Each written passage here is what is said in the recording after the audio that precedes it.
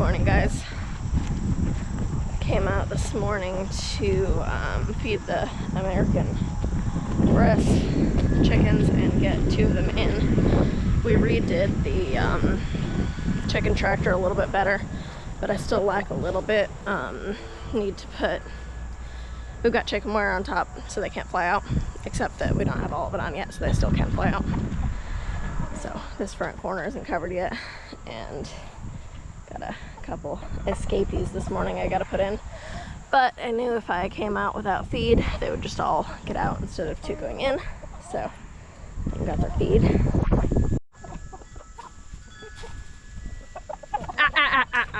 Out. Out. Out.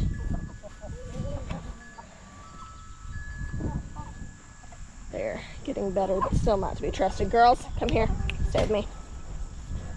Down. Ah. Kenzie, stay with me. Stay. Right here.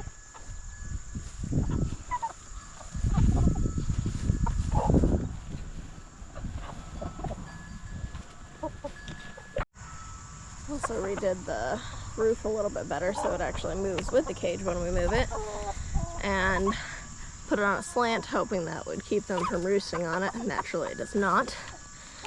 I actually made them a little bit of a roost down here. I've seen a couple of them use it, but they would much rather be on the roof, of course. But anyway, when I first came out to get the bucket this morning, look what I found.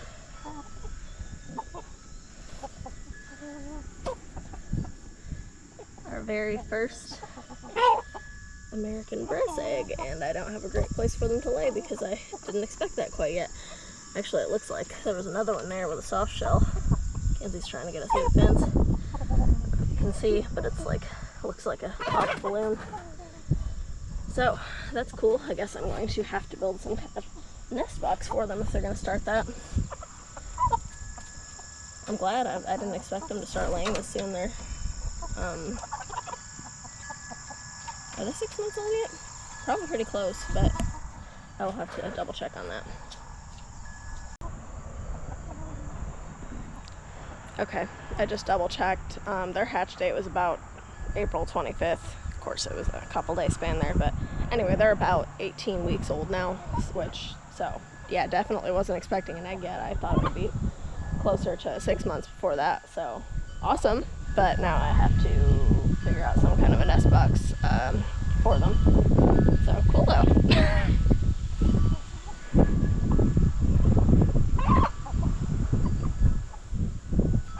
I don't know if that other one with the soft shell, if that's just because they're just starting to lay, or if I need to, well, in any case, I need to get them some calcium or some egg shells, but I don't know if they're actually deficient or if it's just because she started laying. But in any case, I need to start putting that out so they have it available too.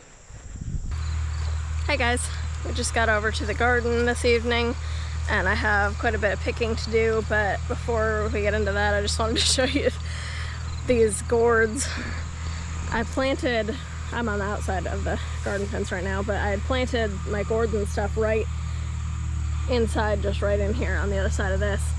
And I had showed you before, the Swan Gourd had gone up in this little maple tree, and it actually ended up pulling some of the branches down on it. It's bent these branches down, even this big one that's got way bent over there, and you can see there's one in there, and then I think I'll have to see once I get on the inside, but I'm pretty sure there's actually some on the inside there too pulling it down. We've also got this Corsican gourd right here. It's grown this way for the most part, along this part of the fence. It's gone over into where my pickling cucumbers are pretty much done. This heat has absolutely killed them, but the Corsican's coming this way. But that Swan Gourd, it had gone up in this little maple tree. I knew that. But then it started to grow along the top of this fence over here. You see, we've got one there. And it kept going. And I've also got my spaghetti squash here. And it kept going, and it's got 2 over here. But then we noticed it had actually gone up into this big maple tree, all the way up into there, and it's got 3 fruit so far anyway. Hanging up in this big maple tree. I mean, and the vines go clear up. I mean, that one's trying to go way up there. That's probably 15 feet in the air. It has just gone wild. But I think that's hilarious. I love when vines just go crazy like that. I had that happen with a pumpkin before that crawled up in a little tree and just had this pumpkin hanging out of it.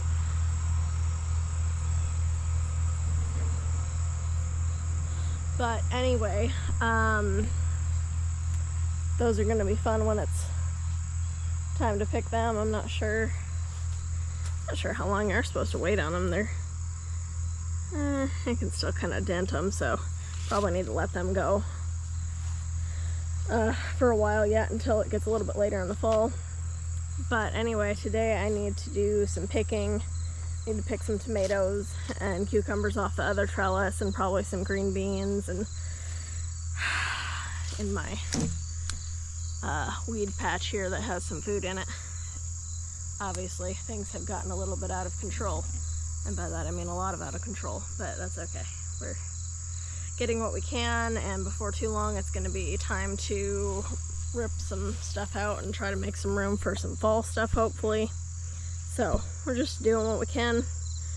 So I'm gonna rummage around and see what I can find. I'll take some video or time lapse of it, and I'll get back with you in a little bit and see what all I found.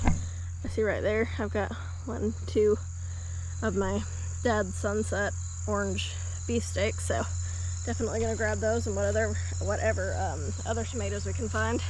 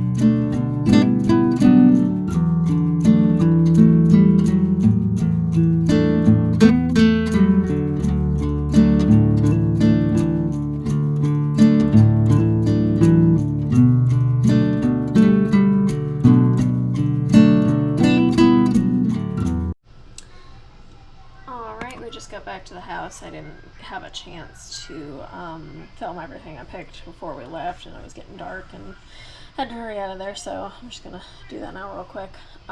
Didn't get a lot of cucumbers there, definitely slowing down.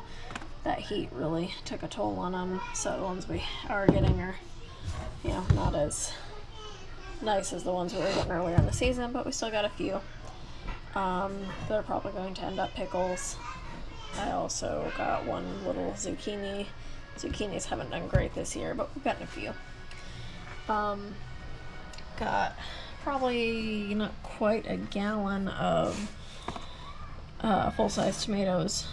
I've got some San Marzanos and some of the orange beefsteaks. Those are Dad Sunset variety.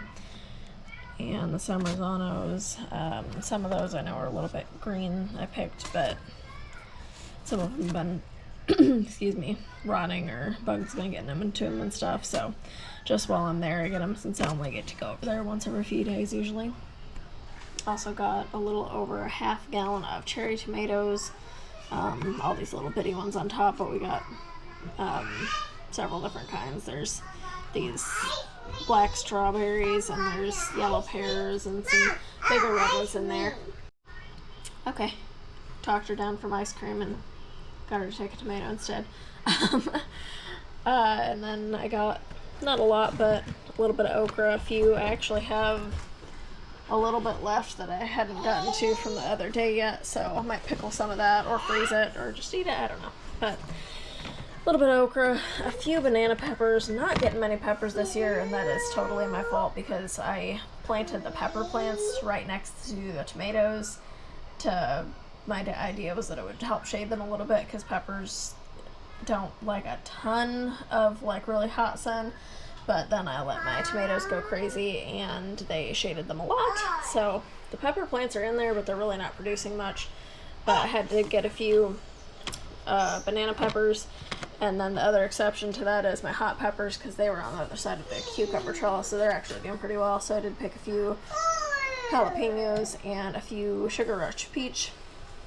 I don't even like hot peppers, but I had some relatives of ours request some pickled peppers, so that's probably what I'm going to do with those and the banana peppers, is just pickle those together for them.